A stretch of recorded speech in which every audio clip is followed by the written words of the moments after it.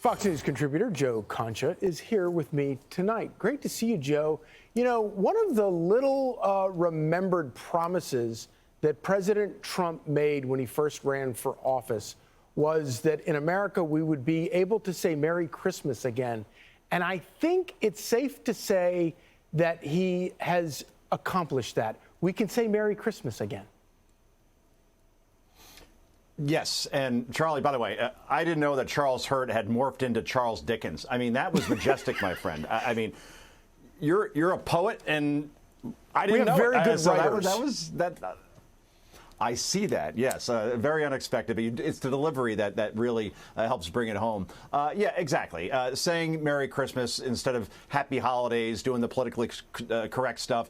It's not just the economic accomplishments of Trump that we could talk about, or the foreign policy accomplishments we could talk about, are obviously what we've seen at the border, but the cultural shifts that we've seen as well, where people aren't afraid to say that they are a Trump supporter anymore, or to say Merry Christmas. And that's where we're at this point, and that's one of the accomplishments in the first 11 months of his second term.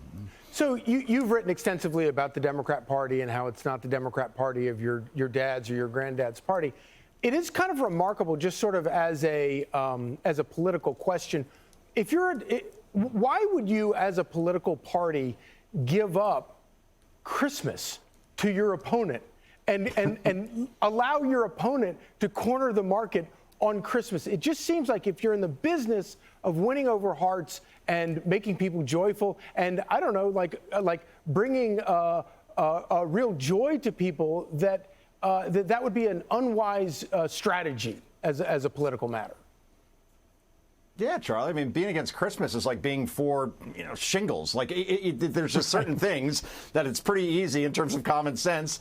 Some things just shouldn't be political, right? Christmas is always a holiday that brings everybody together. I watched A Wonderful Life in full for the first time on Christmas Eve, and it's just a movie that is depressing for about 90% of the movie, but at the end, like, you really feel happy because everybody comes together regardless of differences, and that's what this is supposed to be. Instead, with social media, you see the toxic stew that we just played, obviously, with all those videos of people just spewing hate for half the country. And, we saw it this year with unfortunately, Charlie Kirk's assassination and other things where you'd say, hey, that's wrong. Hey, shooting at Tesla dealerships and blowing up cars is wrong. And instead, we see polls showing that people support Luigi Mangione for shooting a father of two in the back in cold blood. So it's a scary place right now from the left in terms of the things that they say and what they think they're on a higher moral plane for. And it's just really incredible. But in the end, I just got to talk about President Trump's conversations with those kids during those calls.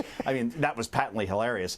I mean, it's like the opposite of late night you see these days. And you've met the president. I've met the president. We've had conversations with him. And what I walked away with from the first conversation was the authenticity and the biting humor. I mean, he will bust your chops, and just like any solid Queens or Jersey guy will. And he does it with a smile. So that's why I always found it interesting that the left can call him authoritarian or a fascist or Hitler. And then you see him working the drive-thru at McDonald's or wearing a garbage suit during the campaign, and then you're like, wait a minute, I'm pretty sure that narrative isn't working when you see a guy who can be self-deprecating and do the moments like we saw at West Palm Beach. And so I just wanted to comment on that. Yeah, no, and of course he's always on point. He's always on message, which of course is is tremendously valuable in politics, but also it gives people the real idea that the person that they see and hear is exactly who they think he is, and he really is.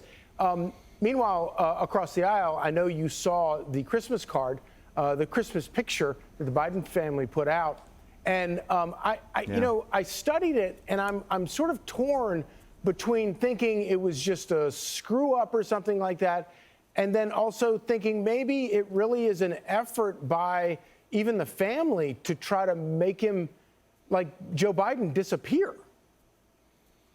Right, like they did in July of 2024. Remember the Democratic National Convention. The entire 2020 campaign. Yeah, pretty much, right, in the basement. But I remember at the DNC in August of that year where they put Biden on night one. They made sure he didn't go on until it was like 11:30 on the East Coast, and then they got him out of the convention so we didn't have to see him again. But look at that picture. It's as if Hunter Biden is running the family. He's in the middle. You don't. Dad's always at the front seat of the table, at the head of the table. He should be in the middle of that picture. Instead, he's just like an uncle who tried to sneak in at the last second, who kind of really isn't related to everybody. So I almost feel sorry for the guy at this point that he's relegated to that. And any picture like that, you know, there are no accidents, especially from a former president.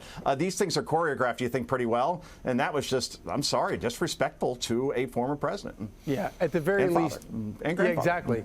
At the very least, very bizarre. Joe Concha, thank you so much. And Merry Christmas. Merry Christmas, Charles Dickens. I mean, Hurt. Again, tremendous job. Thanks a lot. Hey, Sean Hannity here. Hey, click here to subscribe to Fox News YouTube page and catch our hottest interviews and most compelling analysis. You will not get it anywhere else.